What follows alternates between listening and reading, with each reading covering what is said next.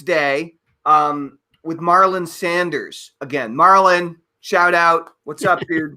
What's happening? And we were just talking a little bit about the way our businesses and lives and marketing and all these things change over time after you've been in the same business industry for many years.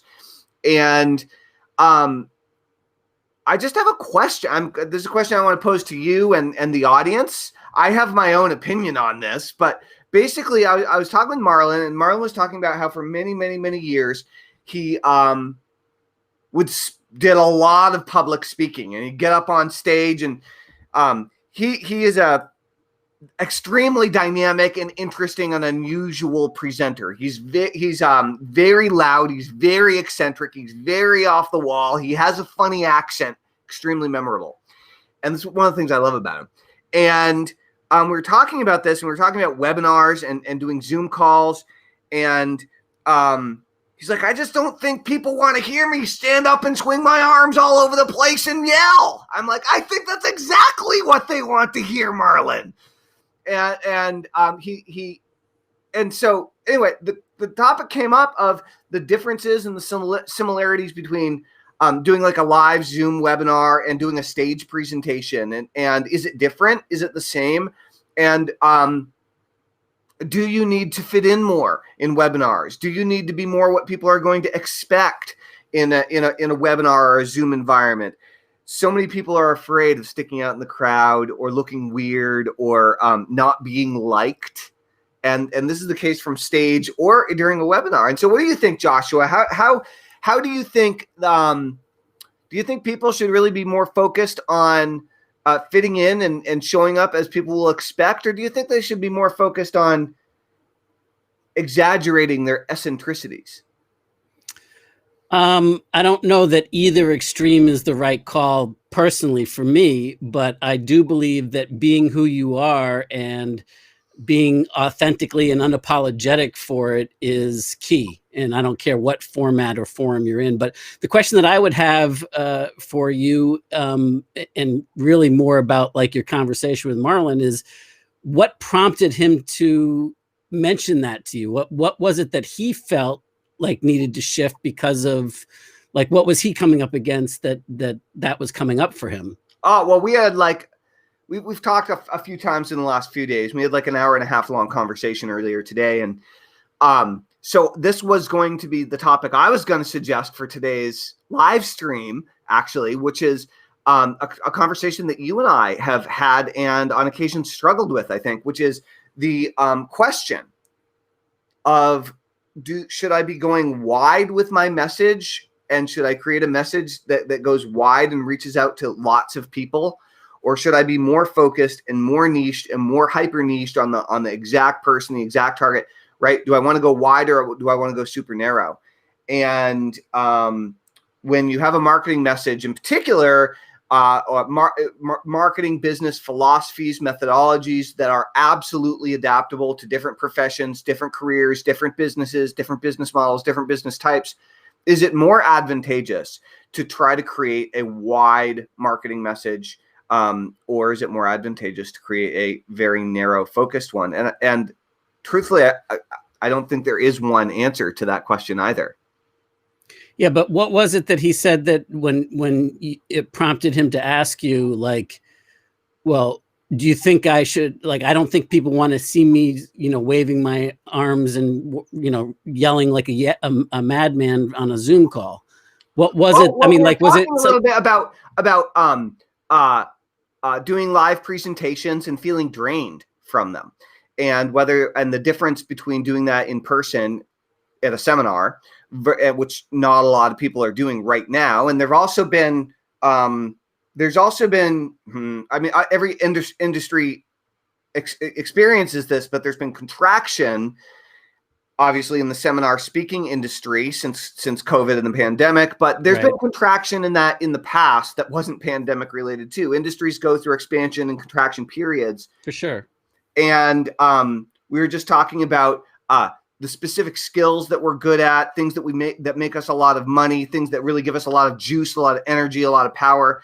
And we were talking about the difference between speaking in person and online. And what we uncovered was that Marlon was, I hope you don't mind me talking about you like this, wasn't as energized by doing webinar presentations as he used to be by doing live presentations. And I was like, why is that? And it turns out that he's sitting down, kind of being boring, he's not getting pumped. He's not getting excited. And that's very much his presentation style. And so I suggested to him that he turn up the volume on his weirdness and his loudness and do presentations on Zoom the way he used to do them in live. And I suggested that might bring him a lot more energy. And yeah, and I mean, another thing for sure is if he got a standing desk and can stand up, because I know that for me, when I'm like on creatively and on stage and speaking in that, but I'm walking around, I'm pacing, I'm actually standing up and able to communicate in that regard, and it is taking some getting used to for me to always be sitting at the same time and keep the energy strong and keep engaged. But I will say that when I'm on and I find the right subject matter that I'm passionate about, that I want to make a difference and make an impact with, I'm as pumped as I am after a Zoom call as I am after a live presentation for a couple of hours. And likewise, I can be drained by either, but it has to do with the dynamicism of who I'm being in that moment and letting that authenticity pour free. Yeah, I'll tell you that one thing that I loved for a while was doing teleseminars out before webinars existed. I really enjoyed doing teleseminars outside. And I mean, nobody could see. I could walk around the lawn. It was good. And it was my wireless phone connectivity was never a problem. Whereas living in a old brick house, internet connectivity outside, unless everything's routed right, was always a problem. So I find that standing up makes a huge difference for me in terms of my energy and my presentation ability. Being able to walk around is great. One thing I've always dreamed of that I've never really acted on is creating an outside studio, I guess partially because computers aren't mostly built for inclement weather, right? And I live in a 4-season environment here. And so, but it would be really cool to have like an outdoor waterproof, weatherproof live stream studio. That'd be pretty rad. I guess that's called an iPhone with a case, right? Yeah, I'm just kind of curious. What I mean, and maybe you don't know the answer to this, but was it just Marlon getting drained and not feeling that energy pump, or was it also reflected in the attendees, where, like, what I'm getting at is that oftentimes in person you feed off of the energy of the people there in addition to your own energy and in addition to being there, and that definitely takes some getting used to, no matter whether you're standing, moving, whatever, of knowing that you've got people that are engaged and with you and giving you energy, and that definitely pumps up the volume, so to speak. I've been on several Zoom meetings versus Zoom webinars. And I've been on several Zoom meetings where I was one of 20, 30, 50, 100 different video feeds coming into it. As a matter of fact, I did the coolest Zoom meeting the day before Halloween. Have you ever heard of it's a comedy magic show on Netflix called Magic for Humans? And it's great. It's hilarious. It's family friendly. It's cool.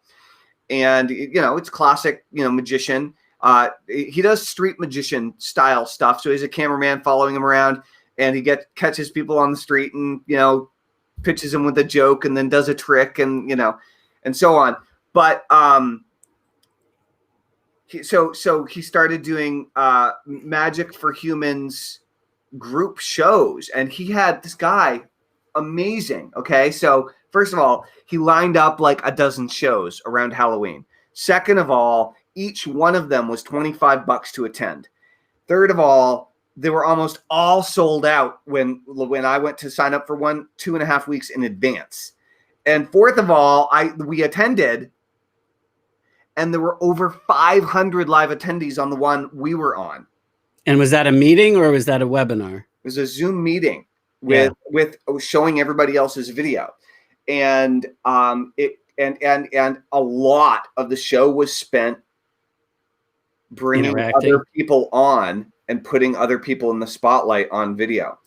And so Kevin Thompson has done some of this with his roundtables, and Yannick Silver has done some of this with his Mega Minds and his Cosmic Brainstorm sessions.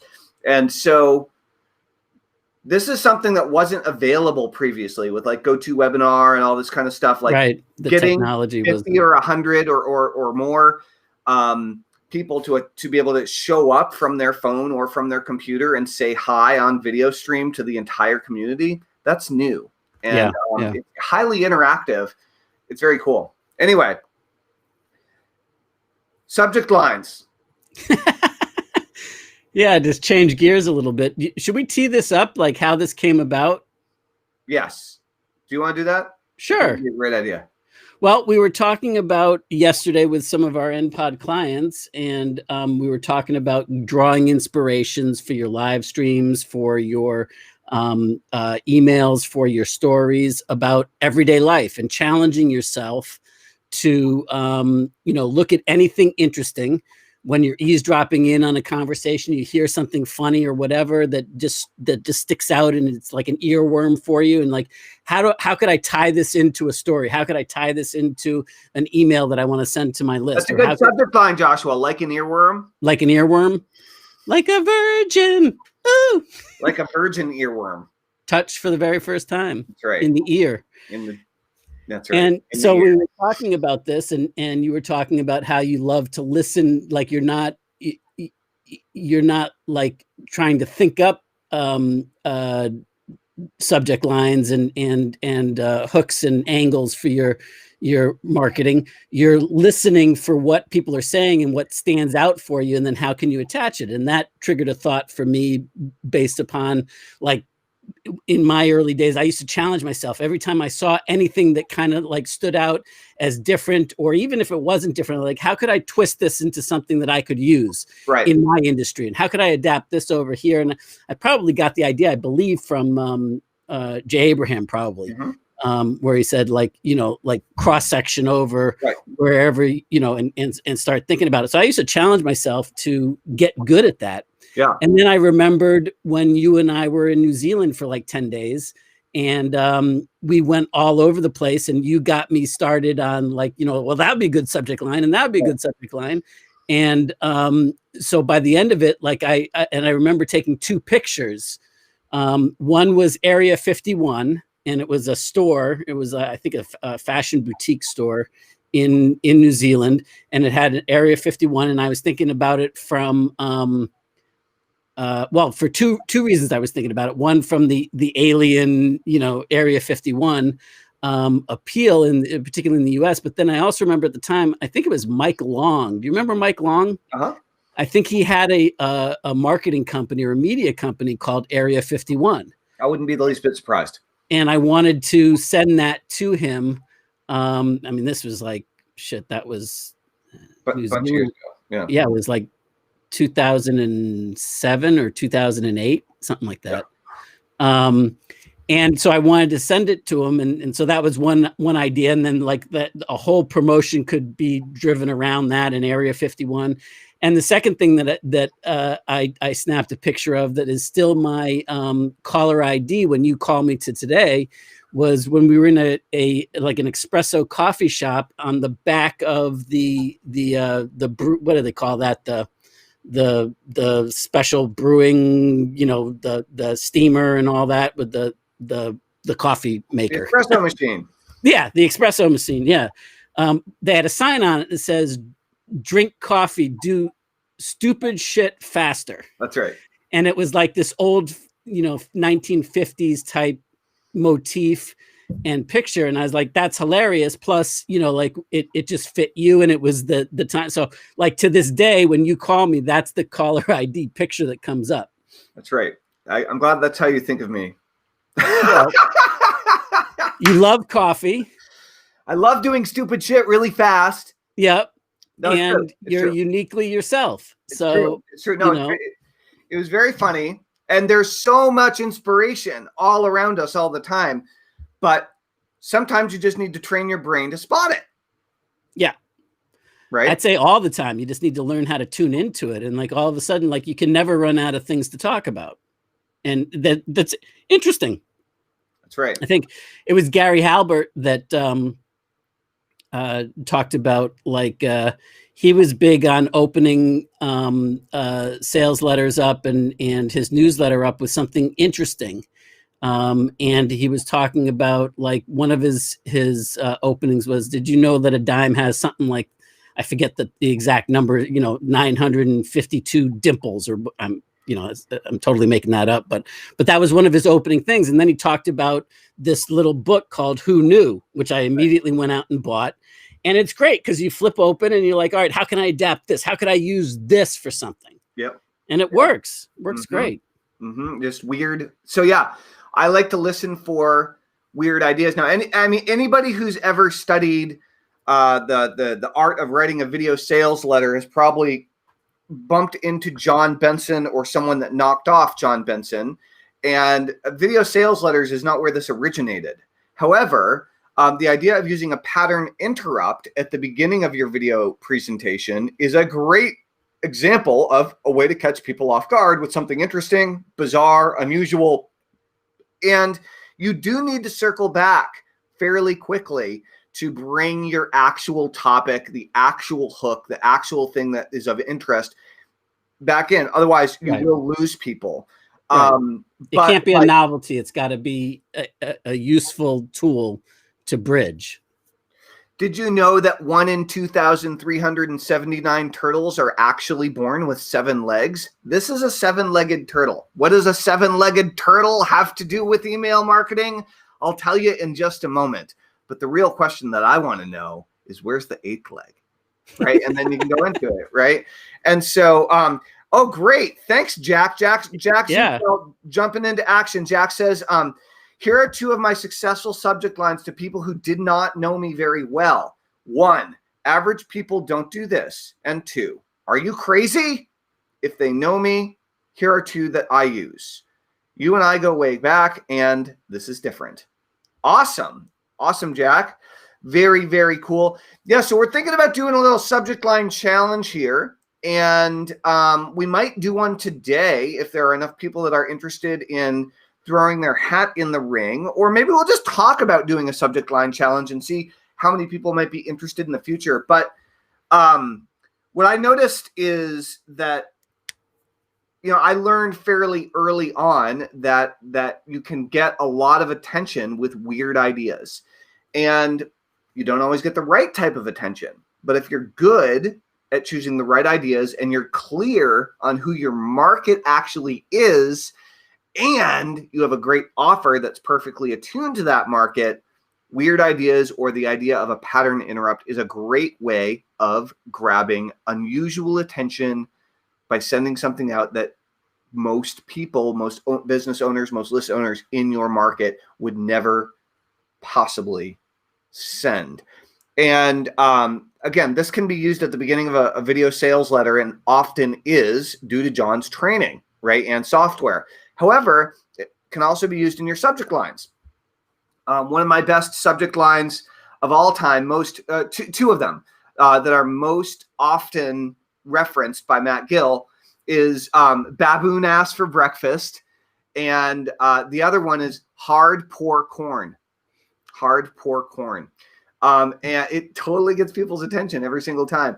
And those are just 2 of, millions and millions and millions of examples. So, there's something behind this that I think is important to bring up, and that's the hook. That is the big idea, the angle behind the subject line and or the Behind the positioning shock. of the Yeah, behind the shock and awe, the yeah, I mean, like, glamour. baboon ass for breakfast was so powerful, not just because of the subject line, but because of the whole story. Right. And the way that it was and that's much, much more than just a simple set of subject lines to get somebody's attention to open your email. That's right. I mean, it's a cohesive presentation or story. I mean, it's really like a complete story, that the mythology that brings people in. And that is, at its core, storytelling. Yeah. And that's the way, like, the moral of the story gets passed down from generation to generation, and in myths and in fairy tales. Yep. Yeah, it's a subject line is one little piece to the one little part to a much larger painting, a much larger canvas, and that canvas involves the body of the email. It involves the way and the links that you link up in the email to where you're sending people next. It involves the landing page, the opt-in page, and or the sales page, or otherwise, or the content that you're driving to. And all of these are pieces. But the thing is, you can't learn them all at once. You have to learn these one at a time. And after you learn how to use, mastery over each one, then you really bring it together into a masterpiece. What's up, Max? Max could hit us with some good subject lines, I bet. Yeah, he's got some gift of creative gab and humor. There was just something that you said. Oh, I think that if you get brilliant on the hook, on the big idea, on the angle behind the story, that makes up for a lot of other stuff that isn't perfect. Right. And if you have that right, then you can, because that is the kind of the unifying force, if you will, that brings everything together. And you can get away with a mediocre subject line or not the best landing page. But and so, like, in thinking about what you just said in terms of it's hard to do all of that at once. Yes, it definitely, for a cohesive presentation that works. But if you focus on one thing, and that is getting the hook right, getting that big idea right, the story behind the story right, that then would naturally leads to other stuff that you can test, that you can enhance, that you can tweak, and it gets better and better and better and better. That's right.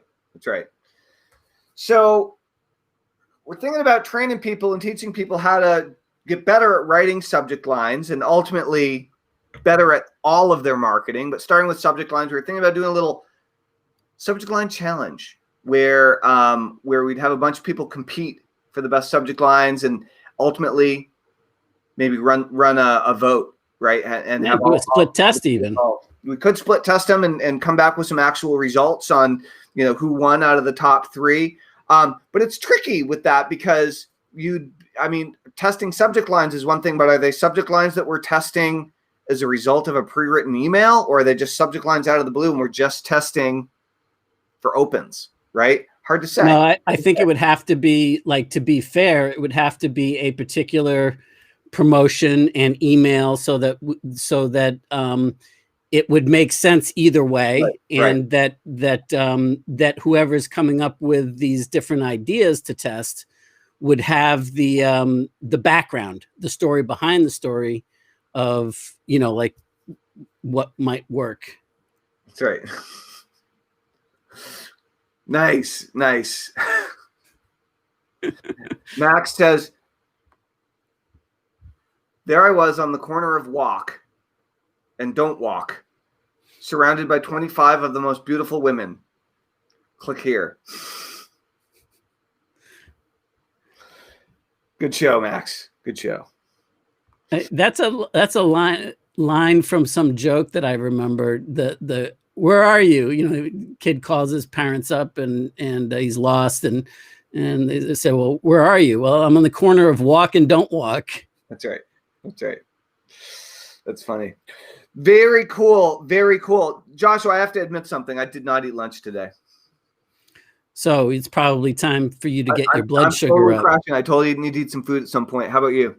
I was actually pretty good today because my 12:30 meeting we were both like completely spent, and we decided to call it. So I actually had a chance to eat a proper meal before this. So Extraordinary. Job well done. Job well done. Right.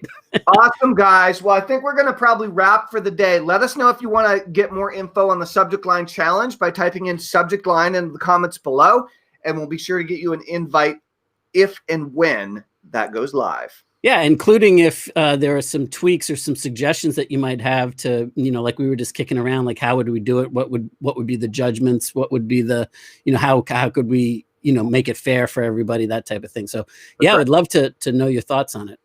Awesome. Well, enjoy your weekend. Have a fabulous Friday evening. Sounds like you guys in a couple of days. Over and out. All right. Thanks, man.